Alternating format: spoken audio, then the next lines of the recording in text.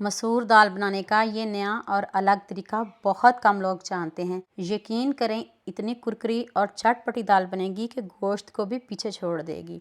तो चलें शुरू करते हैं। 2 कप मैंने मसूर दाल ली है। इसको मैंने अच्छे से वॉश करना है। 2 से 3 मरतबा आपने अच्छे से इसको वॉश करना है।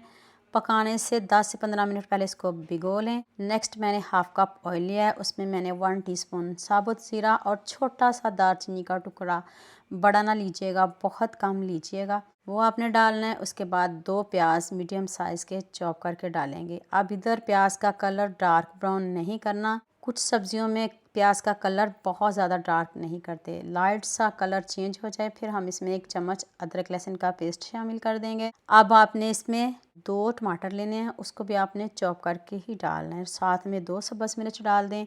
अब इधर इतने अच्छे से हम इसकी भुनाई करेंगे और साथ में मसाले डाल लेंगे। आप चाहें तो इधर आप इसको पीस भी सकते हो। 1 चम्मच नमक डाल दें, 1 चम्मच लाल मिर्च का पाउडर और हाफ़ टी स्पून हल्दी पाउडर। तो अब देखें मसाले की कितने अच्छे से बुनाई हो गई है। या थोड़ा सा पानी डाल के इसको और सॉफ्ट कर लें। अब मैंने इसमें 2 चम्मच शिमला मिर्च डाल लिया है। इससे ज़्यादा नहीं डालिएगा, सिर्फ 2 चम्मच शिमला मिर्च।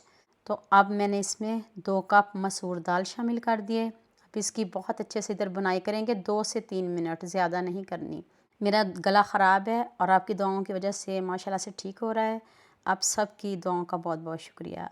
इधर मैंने 2 कप दाल लिया और इसमें मैंने 6 कप मैंने इसमें पानी शामिल किया है। अगर 1 कप ले रहे हो तो फिर 3 कप डालिएगा, 2 कप ले रहे हो तो फिर 6 कप डालने हैं। मैंने ऊपर से कवर करके इसको 20 से 25 मिनट पकाया है। अगर आप इसको वेट लगाना चाहें तो 1 मिनट लगा सकते हो।